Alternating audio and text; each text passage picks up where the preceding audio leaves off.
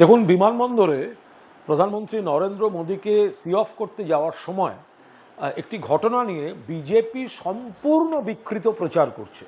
এমন একটা অভিযোগ তারা আনতে চাইছে যে রাজ্যের মন্ত্রী সুজিত বসু তার গাড়ি নিয়ে ঢুকতে পেরেছেন, কিন্তু সুকান্ত মজুমদার তিনি ঢুকতে পারেননি, তাকে আটকানো হয়েছে। সম্পূর্ণ মিথ্যা, সর্বৈব মিথ্যা। এ বিষয়ে পুলিশ এবং স্বয়ং সুজিত বসু জানিয়ে দিয়েছেন।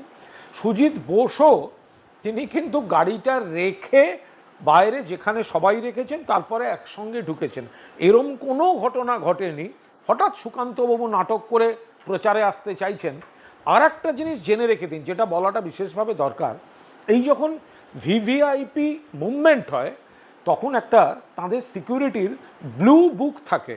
প্রধানমন্ত্রীর ক্ষেত্রে এই ব্লু বুকটা এসপিজি কন্ট্রোল করে, অর্থাৎ কোন কোন গাড়ি ভেতরে ঢুকবে বা কোন কোন গাড়ি কটা পর্যন্ত অ্যালাউড হবে এবং তারপর কমপ্লিটলি বন্ধ হয়ে যাবে, এটা পুলিশকে দেয় এসপিজি।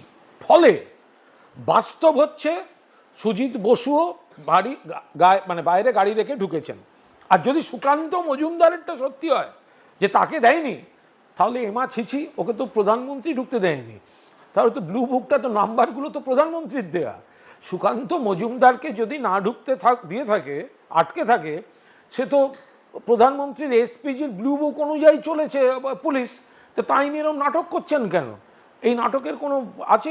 আপনি পাল্লা দিতে পারছেন না, শ্রমিকবাবু সভাপতি হয়ে গেছে, দিলীপবাবু পদে না থেকেও বিএটিএ করে খবরে থাকেন, তো আপনি সব দিক থেকেই একদম এলেবেলে হয়ে গিয়ে এই নাটকটা করবেন না। সুজিত বোস কোনো আনডিউ অ্যাডভান্টেজ নেই।